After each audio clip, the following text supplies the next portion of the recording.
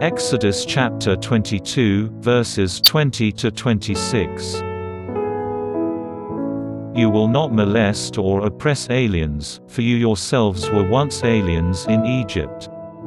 You will not ill-treat widows or orphans. If you ill-treat them in any way and they make an appeal to me for help, I shall certainly hear their appeal. My anger will be roused and I shall put you to the sword. Then your own wives will be widows and your own children orphans. If you lend money to any of my people, to anyone poor among you, you will not play the usurer with him, you will not demand interest from him. If you take someone's cloak in pledge, you will return it to him at sunset. It is all the covering he has, it is the cloak he wraps his body in. What else will he sleep in? If he appeals to me, I shall listen. At least with me he will find compassion. Psalms chapter 18, verses 2 to 3, 3 to 4, 47, and 51. Yahweh is my rock and my fortress, my deliverer is my God. I take refuge in him, my rock, my shield, my saving strength, my stronghold, my place of refuge. I call to Yahweh who is worthy of praise, and I am saved from my foes.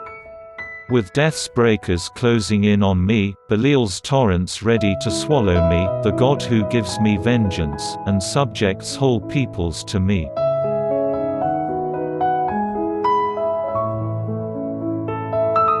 1 Thessalonians chapter 1, verses 5 to 10. Because our gospel came to you not only in words, but also in power and in the Holy Spirit and with great effect. And you observed the sort of life we lived when we were with you, which was for your sake. You took us and the Lord as your model, welcoming the word with the joy of the Holy Spirit in spite of great hardship.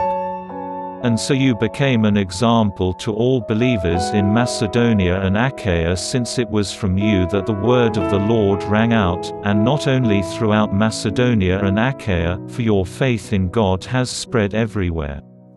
We do not need to tell other people about it. Other people tell us how we started the work among you, how you broke with the worship of false gods when you were converted to God and became servants of the living and true God, one, and how you are now waiting for Jesus, his Son, whom he raised from the dead, to come from heaven. It is he who saves us from the retribution which is coming.